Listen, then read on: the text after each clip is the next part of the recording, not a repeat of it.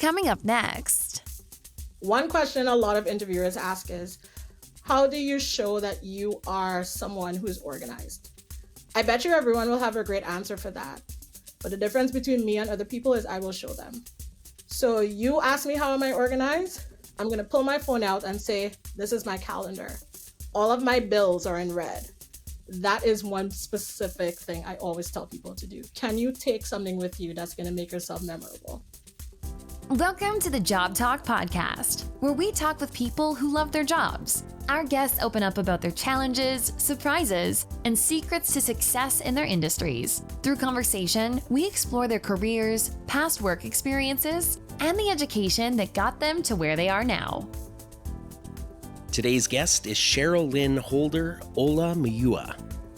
Here's our Job Talk with a career and education advisor.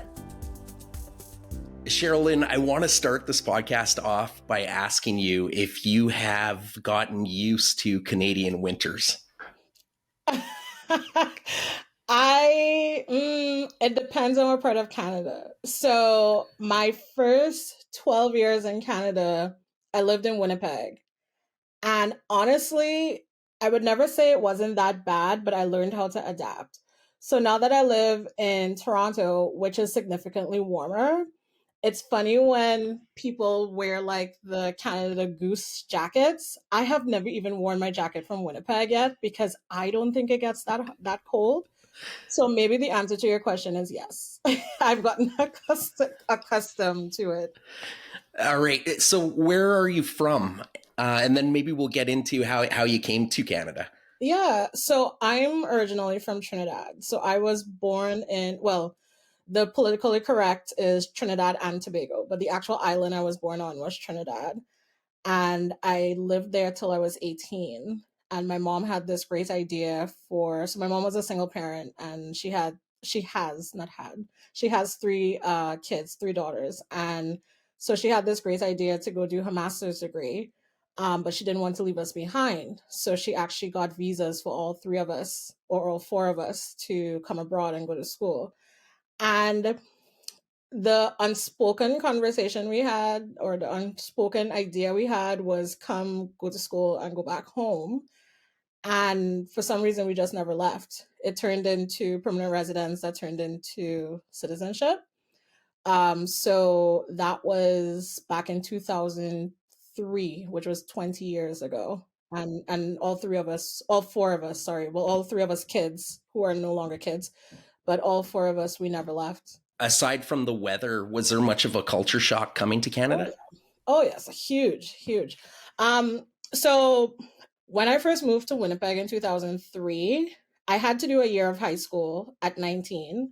Or at 18, I had to do a year of high school and graduated at 19. And the reason is because the Canadian system and the Trinidadian system was a little different. So they couldn't quite figure out where to put me, as far as I didn't have all the credits to get into university yet, but I kind of had more than I needed for high school. So they said, you know what, just do grade 12, you'll be fine. So my experience of grade 12, which probably is like the equivalent of what we call Form 6 in Trinidad, was so different. For one thing, they don't wear uniforms, or that school didn't wear uniform. And for me, that was a big deal because I come from a very English type, military type school background back in Trinidad. So we wore uniforms, we couldn't wear nail polish, we had to have our hair a certain way, our shoes had to be clean, like we would get sent home if our shoes were dirty. And then I come to Canada and my grade 12 experience is people are wearing short shorts and crop tops and talking back to teachers, which to me was so not a thing.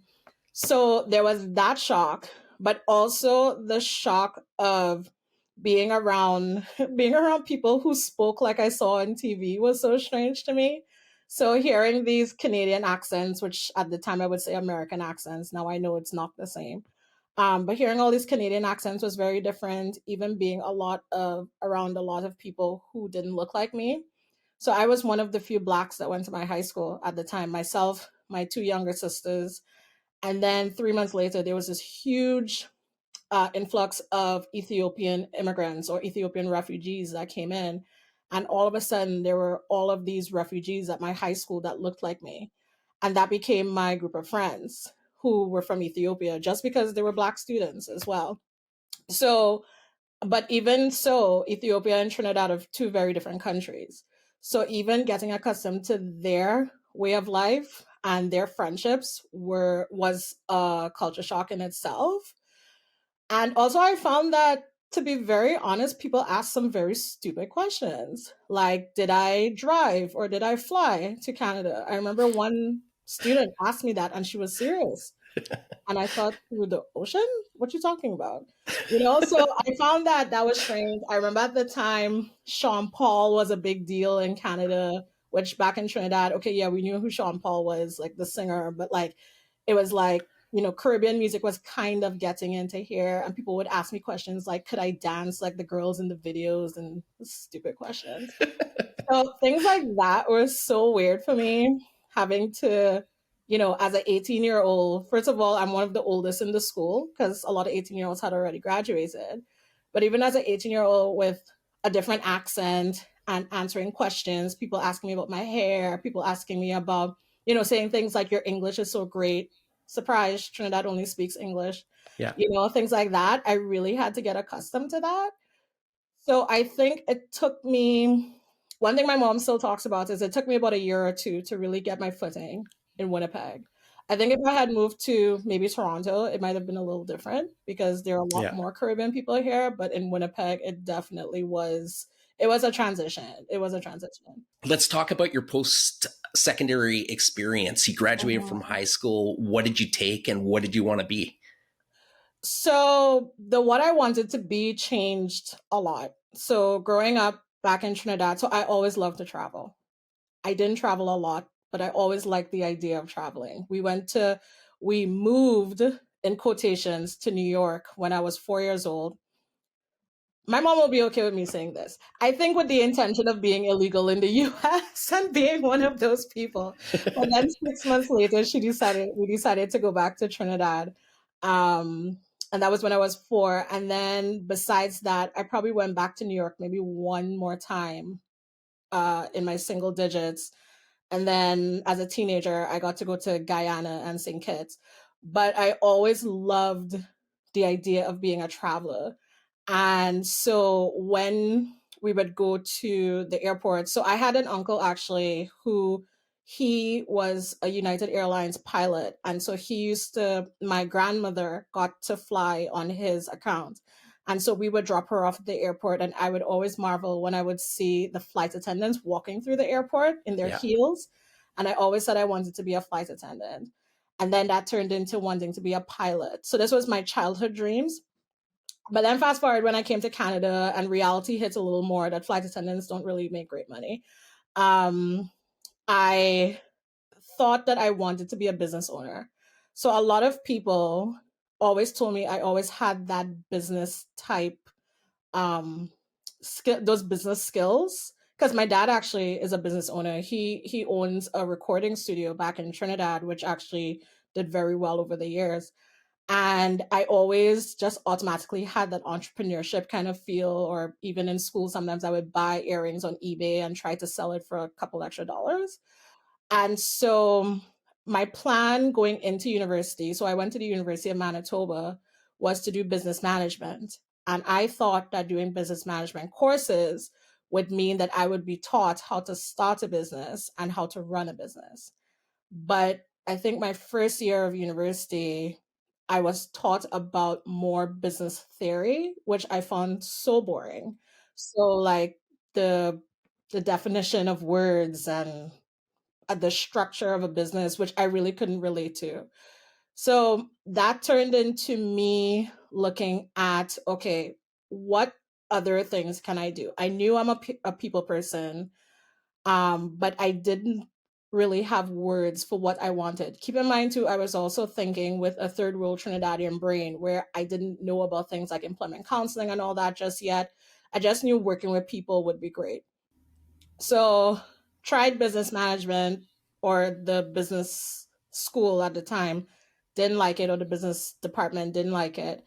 And I remember a friend of mine mentioned, oh, there are these courses. So we had what we call bird courses, which are the so-called easy courses at university.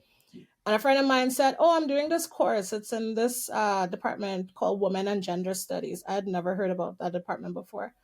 And, it's so easy. Like, if you want to get your GPA up, you should try it. And I said, "Oh, well, this is great. What I'll do is I'll do a couple women's studies courses while I figure out the real job I want to do." So I took women's studies, did really well in it, and continued it. So every semester would just take some women's studies courses, and while I'm doing that, I would take the time to kind of figure out, okay, what do I want to do some volunteering on this side. I did quite a bit of volunteering, plus I was working just because I needed some extra money. I did not know at the time that when you do your degree, on your degree does not say, or at least at my school and even at U of T, on your degree does not even say your major and your minor. It doesn't. No, it says Bachelor of Arts. Okay. And that's it. And so I'm thinking, oh, my degree is going to say Women and Gender Studies. Coming from a Caribbean background, I'm going to have to explain to everybody why it says that, because that's not, in Caribbean culture, if you are not a doctor, a lawyer, a scientist, an engineer, your life is done. So Really? here's me going to do Women and Gender Studies, and I'm like, oh gosh, now I have to explain to the world why I'm doing Women and Gender Studies. I mean, and I'm making it sound like I'm going to be showing everyone my degree. Of course not, right? But that's what it was. And then so I did a couple more family social sciences courses, and I graduated. And so I was at a point in my life where I thought, okay, I have a degree. What do I do? And I literally opened up LinkedIn. Keep in mind, too, my entire 4 years of university, I also worked the entire time. So my resume was full. And I opened up the computer on Indeed, and I just hit search. I left it blank and I just hit search. And I was just searching through jobs. Now, also at the time, a lot of my experience was in hospitality. So I worked for the Marriott. In Manitoba, there's a hotel called Victoria Inn. I worked there for a couple of years. I worked for Super 8 and I worked for the Holiday Inn. So I was thinking, you know what? Maybe hospitality is for me. It's a people person type job. I'll enjoy it. I like it. Maybe I could see myself as a manager because, business owner, manager, they go together. Maybe I could be a hotel manager. You never know.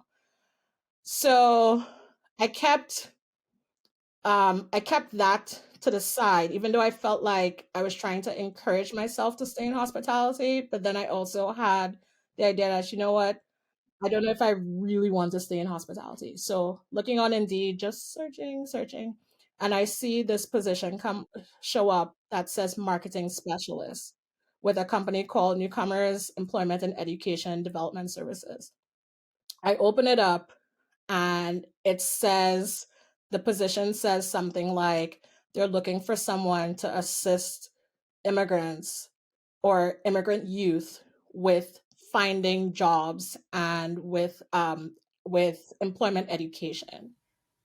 And I thought, this sounds amazing. I'm an immigrant. This is perfect. I would love this. Hospitality doesn't pay great. That didn't pay great either, but it paid more than hospitality. This is great. And you need a degree. Done. I'm good. Nice. So is that what brought you to Toronto then? Was that position in Winnipeg? No, that position was in Winnipeg. Okay. So I started that position in Winnipeg. I did it for 2 years. Within my 2 years, and so remember, I kind of have that entrepreneurship / managerial brain. So in my 2 years as a frontline worker, which was amazing. It was an amazing place. It still exists. It's a lot bigger than when I used to work there. In my 2 years of being what was called a marketing specialist, which was essentially an employment counselor, I started to get bored, to be honest. I really started to get bored because I liked what I was doing, but it was just the exact same thing over and over. And I started to toy with the idea of I could run this kind of program. And so from there, after about the 2-year mark, I said, you know what? I'm going to see what else is out there. And I found a position, again, didn't really have the skills for it, and the skills as in like what it says I should have. But I said I could convince them that I can bring my skills from what I do and do it there. So I found this position where it said it was a coordinator for 10 employment agencies, and they were all Aboriginal employment agencies in Manitoba. And I said, oh, I could so do that. Yeah. Not a problem. And somehow in my application again, I put, somehow in my application again, I showed them how the skills that I had, I could take it into a managerial type position. Yeah. And I got an interview and I ended up getting that job. So I did that job for about a year and some change. It was amazing. I got to drive all over Manitoba. Manitoba is huge. So I got to go as far as even Thompson, which was 8 hours away from Winnipeg, north. And it's so far up north that I went in June. I remember I went in June one time. And June, it's warm. So I'm like in a little sundress. I have like my sandals, my flip-flops. I have my suitcase with all my sundress stuff. I pull up to Thompson and it is snowing in June. And I'm like, where am I? How far north do you have to drive from Winnipeg to see polar bears? Oh, that's quite a bit. So that would be Churchill. Churchill, yes. Churchill, yeah. And Churchill is quite a bit up north. I want to say you fly to Churchill because I didn't even go as far as one of our other locations, which was in Flin Flon, I believe. And for Flin Flon, you had to fly there, especially in the summertime, because a lot of the ways to get there are over the lakes, and in the wintertime you can drive over it because it's frozen. But in the summertime, there aren't a lot of paved highways to get there. Yeah, but Churchill was quite a ways up. Yeah, quite a ways up. And so, yeah, that's what I did. I did that for about 2 years again. So you obviously wanted to go to the big city because you chose Canada's biggest city. So you arrive in Toronto. Did you line up a job prior to getting Toronto, or did you just go to Toronto? Yeah. Now I did not. So Toronto is kind of like New York, where everyone says they live in New York, but the reality is they probably live in Brooklyn or New Jersey. Toronto is the same way. So even though I was going to so-called Toronto, I actually ended up in Mount Forest, Ontario, which is even smaller than Winnipeg. Yeah. But they hired me straight from Winnipeg. And it's a place where it's about an hour north of Kitchener, Ontario, for people who know Ontario. And it's a lot of horses and buggies and Amish. And so I went from Winnipeg to this place, but it was close enough to Toronto that I said, okay, I could get my foot in there. So I got there 3 months. I did a 3-month placement there at one organization as an employment counselor. Yeah. And then from there, then I got hired in Brampton. And then from Brampton, I went to Oshawa. And then from Oshawa, I went to Toronto. Yeah. Okay. So your career as a career and academic advisor, it's so interesting to me because that's a great career. But, and I want to talk to you about some of your day-to-day and what you love about it. Mm-hmm. But also I wouldn't mind giving our listeners some tips on like resume and job searching. But I guess I would just start with what do you love about being a career and academic advisor? So the position that I have right now as career academic advisor, I am working solely with students, pretty much. And what I really love about it is, even though my position says it's frontline, meaning it's supposed to be only advising, it's not. I do quite a bit of program management in it. So on one hand, that I really, really love is the demographic of the students I work with. I think the 18 to 22s are the best group of people that you could work with in general. And this is coming from someone who worked with the 15 to 18s and the over 22s. And the reason is because they are very honest, which I appreciate. So they're the ones who say, I can't do this. This is horrible. I'm over this. Because I like that they are open and honest with me about the fact that they're frustrated, because it gives me a clean slate to work with, as opposed to coming to me and saying, oh, I have it all put together. Never have I had a student do that.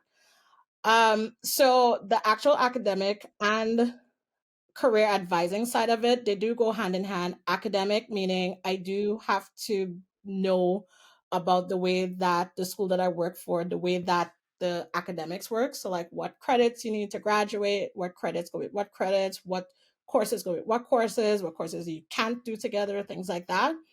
But also there's the part of what education are you doing in order to get into your career.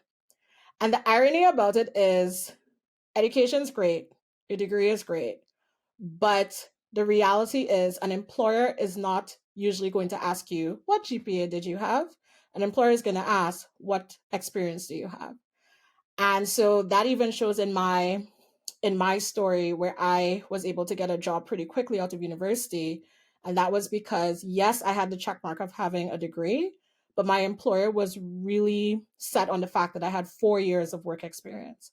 And so I have a lot of students who, when they come to me, they say, but I have a 4.0. And, I do so great in my classes, but they have absolutely no work experience. And so what happens is they take pride in the fact that they do so great in their courses and they do so great in their GPAs. But then when it's time to find a job, an employer is saying, yeah, but how does that show me that you can get up and go to work on time? How does that show me that you're not going to say something stupid and cause me to get sued by a client?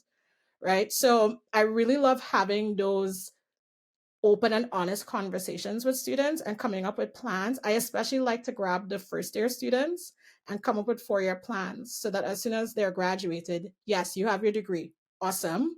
But what is it that you need as well to be able to fill your resume, to be able to get in that career that you need, or even after your master's degree as well?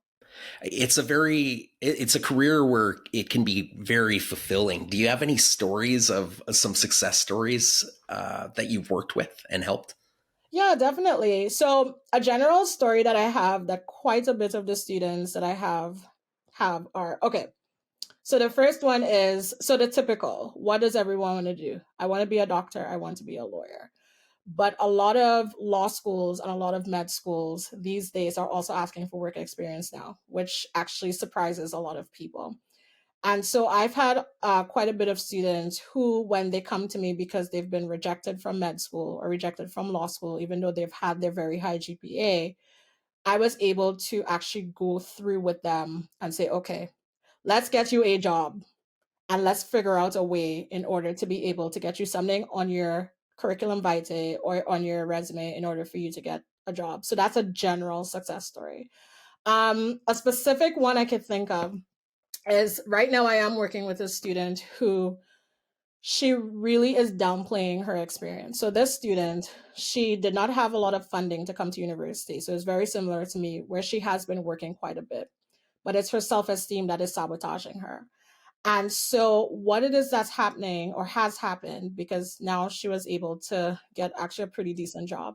But what has happened is she would look at jobs or she would look at job postings and say, oh well, they're not going to want me because I they're saying 7 years experience, but I don't have 7 years experience in that field. Or they're saying she's making it sound a lot bigger than it really is. And so what we did is we actually went through actual job postings and I said, okay, what here does not you cannot do? And she would say things like, oh, but there are so many people who have so much more experience than me, and there are so many people who do so much better than me.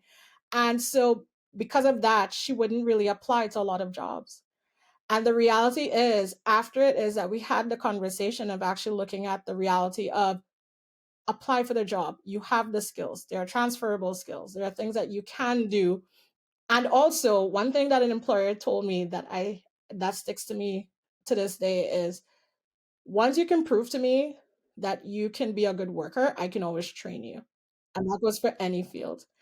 And so with this specific student, in working with her and doing actual simple things as going through LinkedIn, looking at actual jobs, figuring out ways for her to be able to put on her resume and on her cover letters the skills that she has that she can take to the job, she actually got a very good job, a very, very good job. And that's something that happens a lot where a lot of the students, they are their worst critic, right? Right. And employers, and another thing that people do a lot too, that I've really had to cut down on is people would apply for one job and just cross their fingers. I want this one job. But the actual process of applying for a job, a lot of times it's a numbers game.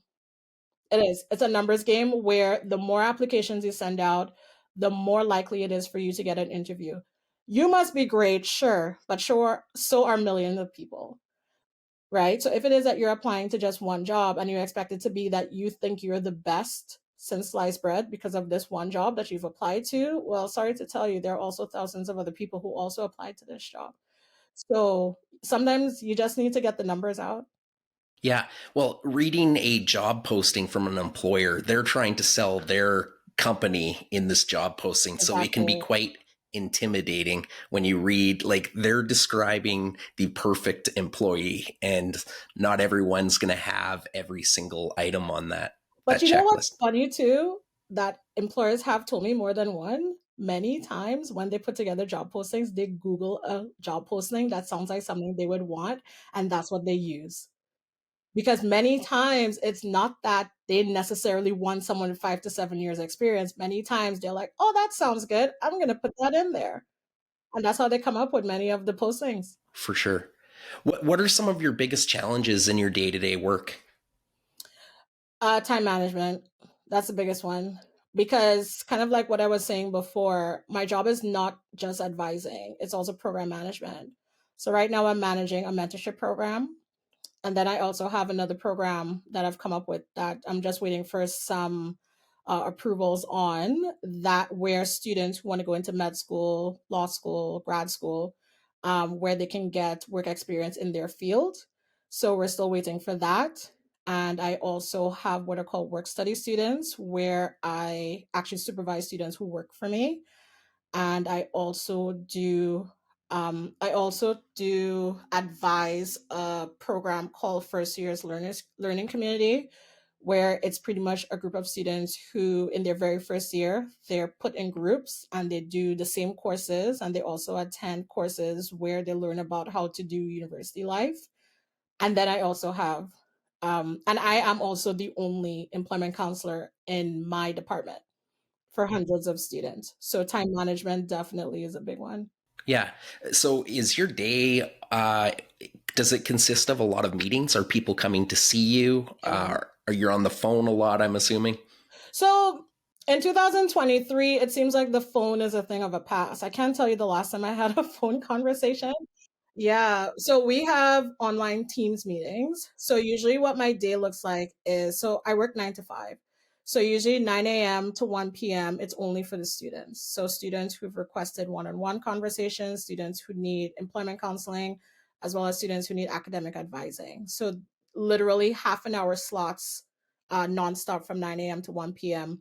On Mondays, Wednesdays, and Fridays, I do have from 9:30 to 10 a staff meeting, and then 1 to 2 is my lunch break. And then 2 to 5, that's when I have the programming stuff. So that's when I'll probably meet with my work study students. That's when I work on connecting with the employers who I'm trying to get to give students work experience. That's where I'm working on. So we do a version of case notes. So when we work with students, we do have to write notes. So that's when I finish off the notes and any other admin stuff that I have. That's usually. So even saying it doesn't even sound like a lot, but it's a lot. Yeah. It's quite a bit. And how do you stay up to date on the latest market trends? I would love to say that I follow websites, but honestly, I talk to people. Yeah. I talk to companies. So LinkedIn is one of the places where I have a lot of conversations with people. Sometimes I would just pick a person, send a message and say, "Hey, how is it? I'm just interested to know, what is your hiring right now? How is it going?" I do read some finance, like lately I've been into Yahoo Finance and things like that to like just get employment trends. But I find that hearing from people in the field a lot of times for me holds more weight than just reading an article many times. And do you advise on every industry, every job, or is it a specific field that you look at? Every industry, yes and no. So for the students, I do work with arts and science. So arts and science is life sciences like biology, chemistry. So, they go into medicine and things like that. And then I do have arts. So arts can be anything from the women and gender studies to social sciences and things like that.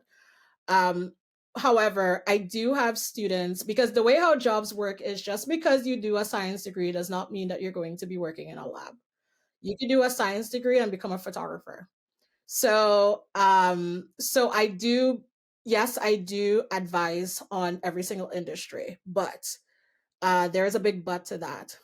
What I do is I go by the teach a man to fish, feed him for a lifetime kind of analogy. And the reason is because this generation of students many times want me to tell them what they should go into. So one question I always get is, well, what is everybody doing? Well, there's no answer to that. But what I do is I try to teach them ways to be able to research, ways to figure out what fields there are and what they would be interested in. So kind of like how I was talking about being on top of trends and not really being big on, you know, on articles and so forth, even though I do look at them every once in a while. I teach students ways to go do their own research. So I do know that there is like career cruising and other apps and things like that where you could answer 100 questions and it would give you a list of jobs to go into. I'm not a fan of it. And the reason is because when I did that, it told me that I should be like a garbage collector. And like it gave me like these random things where I'm like, people, clearly you don't know me. Right. So I teach students to go online, go on LinkedIn, just put in words, use the search bar, see what speaks to you. That's something I say all the time. So kind of like when you're going and you're clothes shopping, you know you want to buy an outfit for the Beyonce concert, but and you know you have an idea of what you want to get, but it's not until you see that one outfit you think, wait, that's what I was looking for, even though you didn't know what it was. It's kind of the same thing with looking for a job or looking for a career, right? So like sometimes what you need to do is you need to just search up what there is. Just look at random things. And what you're going to realize is you're going to start gravitating towards certain things. So if you're a people person, you're going to realize, counseling is starting to speak to me, or teaching is starting to speak to me. Or even another thing that I'm really big on is making the LinkedIn algorithm work for you. So many people do not realize how powerful of a tool LinkedIn is. And I'm not talking about the LinkedIn where you just reach out to strangers. I'm not a fan of it. I'm not a huge fan of just reaching out to people in the industry and being like, But hi, are you but hiring? that's how we met. You are not hiring me. Oh, It's okay. different. That's the difference. Gotcha. Okay, no problem. But you know what I mean? Like, you Yeah. know, like, I don't know if you get this, but I do get it. I do get the emails of people saying, oh, I have such great skills. Are you hiring? And I mean, I'm flattered, but the reality is there is so much more to LinkedIn than just connecting with people. People are putting their business on LinkedIn. Look at it. People are telling you what schools they went to, where they worked, what jobs they've done, things like that. Follow their journeys and see what you can follow. I tell people to do that all the time. Yeah. Are there any career fields that are a standout to you that you could see are going to be in huge demand in the coming years? Ironically, the trades. I was going to skilled trades. The trades. Yeah. Yeah. Yeah. You know, looking back, something that, so I have my friends, my personal friends, and we're all in, you know, our fields and, you know, things that I think our parents are proud of, right? And I'm talking about especially my Caribbean friends, right? Because one thing about being from the Caribbean is we're very big on what career my child has. So in Trinidad, we call it a big job. You have a big job. My child has a big job. But something we always joke about and talk about is, man, I should have started a plumbing business. Because as a woman who owns her own house and needs a plumber, and times that my husband is away, I don't know if I just want anybody coming into my house. But if I see someone that looks like me, I probably would feel a lot more comfortable about that. That's just reality. Right. And so we joke about, you know, we could have started plumbing businesses and how much, you know, how many people would have given us business because of the fact that we are not the typical, you know, pants falling down plumber. You know what I mean? And so I mean, granted, I am in the educational institution where not a lot of people are coming to us for trades. But just in general, when people ask me, I always say, are you good with your hands? Because we always need mechanics, we always need plumbers, we always need tradespeople. And it's one of those fields where, especially from an immigrant perspective, is looked at so negatively. But the reality is there's a lot of money in those fields. Oh, you could build a very nice life for yourself if you have the skill traits. Oh, yes. Yeah. I have a couple specific questions, maybe some tips that you can give people listening to this. What is your best tip for resume writing? Okay, so resume writing is one of those things that people think that the employers care about all these fancy words and so forth. The thing with resumes is people do not read it word for word. If I have 500 resumes to go through, trust me, I am not reading your resume word for word. I do not care that your template looks great. I do not care. I mean, yes, I care that your resume looks good, but honestly, you don't need a fancy template that has swirls and all sorts of stuff. All you need is a Microsoft Word document, white background, black words, size 12. That's all I need. And highlight your skills. The thing with resumes is you have to be really strategic with them. As in, if it is an employer has on their job posting that they're looking for someone who can work with Java, who can work on their own, who can, who is independent or has specific skills, trust and believe that's what my resume is going to highlight. I am not going to put the effort into the template and how pretty my resume is. I'm going to put the effort into making sure that my skills are shown. That's my biggest thing. And it's also a pet peeve of mine, some of the resumes that are coming out now. You know, they look more like storyboards, which is great, but sometimes it's like you really don't need all these bells and whistles. So font size 12, not 11. Definitely not 11. Preferably not 11. That's the only thing. You'd be surprised the difference. Yeah. Yes. Okay. And one specific question to an interview. What's your greatest tip for somebody to stand out in an interview? So that's a really good question. And you actually use the word stand out because that's something that I always talk about. So think of an interview like, so you know the Food Network always, well, I don't know if they do anymore, but back in the day, they used to have all these food competition shows. So like greatest cookie or greatest ribs or whatever. And so a lot of times when people go into these competitions, so think of it as the people going into this competition are the people who are going into the interview. And at home, they have the greatest cookie recipe. Like everybody talks about their cookie recipe, but they have to convince these judges that theirs are the best. And so you have like, I don't know, 50 contestants. And then when the 50 contestants go in, the judges are trying it and it's good. And then by the time they get to number five accidentally put salt instead of sugar. So the judges are like, oh yeah, we know we don't want number 5. And then they get to like number 12, and number 12 is like, I don't know, they use salted caramel. So they're like, oh, number 12 is the best one. But then they reach to number 15, and number 15 has something else that is really good. And then by the time they get to number 25, they're like, oh my gosh, I just remember number 5 was terrible, but everything tastes the same. Interviews are exactly like that. So the way that people usually stand out in interviews are if you do something that really is going to make yourself memorable. So again, back to the cookie analogy, maybe the cookies were presented in a basket that one of the judges remembered that their grandmother had on their mantle that was very sentimental to them. Was it the best cookie? Probably not. It was good, but it was memorable. So when people go into interviews, I usually say, what can you take into an interview that's different from the usual going in with your elevator speech? It's been done.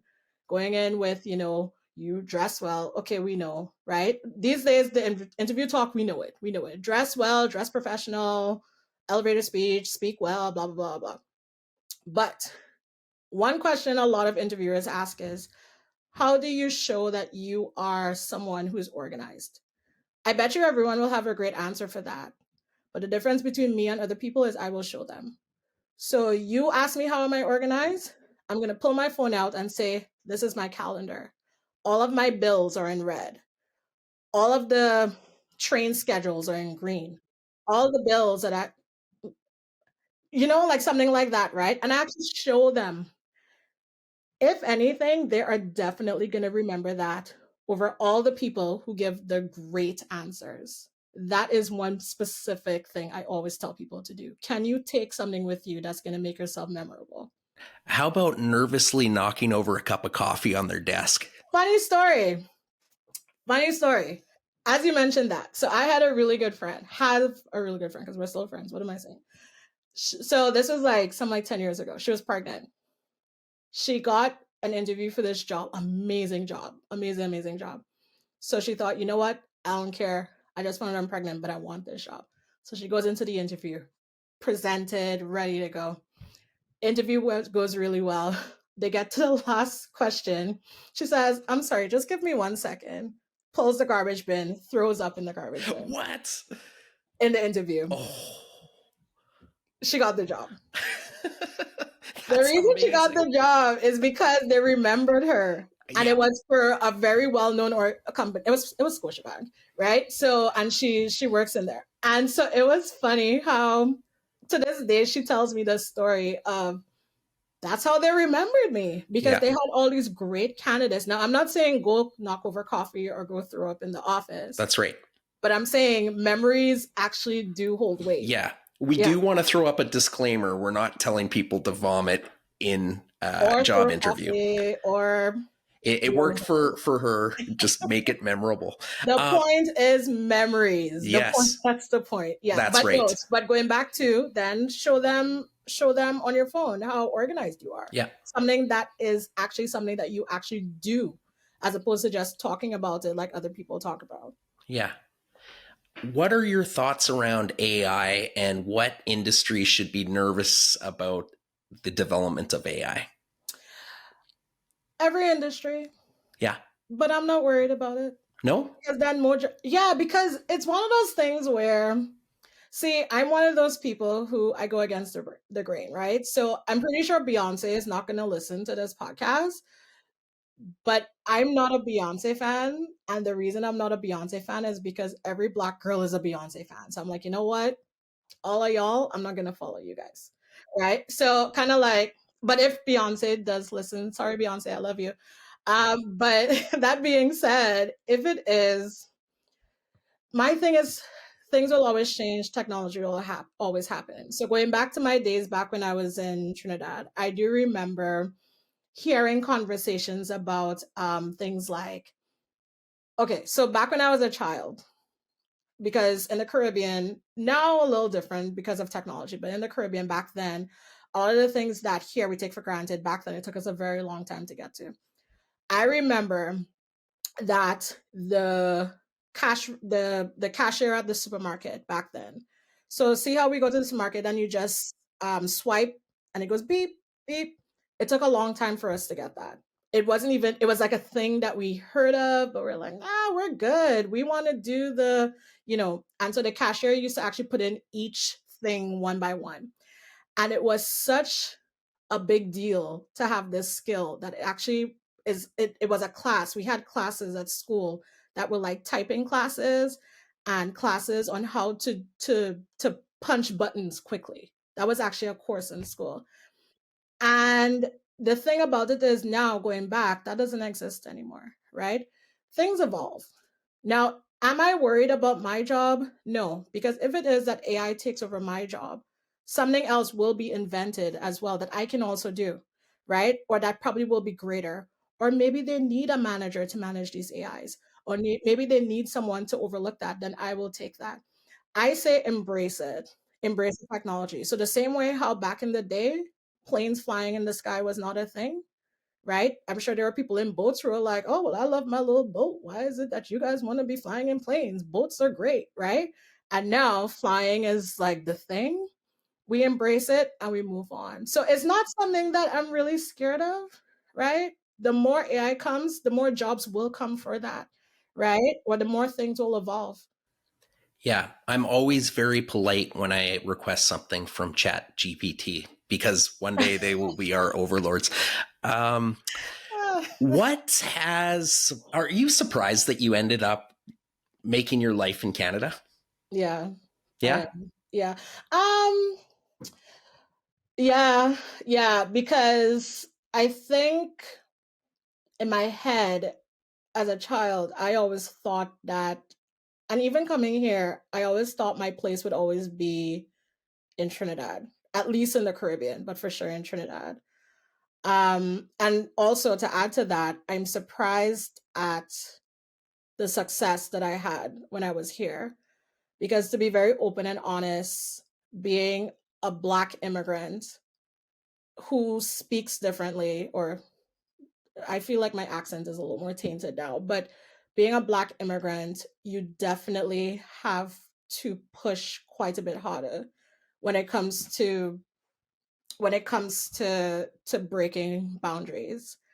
And there were many times that there was one time that I decided that I'm going home. I went home for 3 months and then I turned around and I came back. And so, it's one of those things where looking back at it, I don't have the desire anymore to go back. But also looking back at it, I do look back and say, how did I get through some of the things that I dealt with? I have no idea. Yeah. What does your future look like? What are you working towards? So, ironically, one thing that I talk to my students about all the time is I too am in my career journey. I'm not quite there. So right now I'm 38 and, I'm at that point of life where I have the family. I have, I'm in a place, in a company that I love. I love where I work, but I am in the process of really trying to get to the director role. So that goes back to what I was talking about before about having that itch where I'm like, I kind of want to get into that managerial type thing. I have been a manager for the past 4 or 5 years. I was a manager before this role and I enjoyed it. I mean, it had its ups and downs. But I've decided that I'm working towards a director role. Is that director role in the department I work in right now? In a perfect world, I would love it to be. I don't know. But that's my goal for the next 2-3 years, to get to the director role. Is there anything I didn't ask you that you would love for your students or anyone that took the time to listen to this topic that you would want them to know? You might think you have it figured out. Just wait. Or if you don't have it figured out, if you're not in a place where, you know what, I know I exactly want to be a nuclear biologist with NASA by 2036. If you're not in that boat, you are fine. That's the first one. But you know what's the second one? Stop listening to people. I can't tell you how many people come to me and say, how many of my students come to me and say, oh, well, I heard you need to have a 4.0 in order to be able to become a pilot for Emirates, or I don't know, something like that, right? Like I always hear, I heard, okay, well, where did you hear this? Well, people have been saying, okay, who are these people, right? A lot of times this is things we make up in our heads, or these are conversations we have where we have heard it nowhere, right? So if it is that you are in a place in your life, especially as a student, first year, second year, third year, fourth year student, where you feel like, I just don't know where I am going, you are in the same boat as millions of other people and you will be okay. I get that all the time. Excellent advice. Well, Cherryl-Lyn, you are a very positive person. I wish you the best of luck with all your plans. And, thank you for taking the time to come on the podcast today. Appreciate it. Thank you so much. I appreciate too being able to tell my story and give advice. And I'm very excited for my students to hear this. Very excited. Thank you for tuning in to the Job Talk podcast. For more information, please visit us at thejobtalk.com. Our podcast music was created by our friend Mike Malone in Edmonton, Alberta, Canada.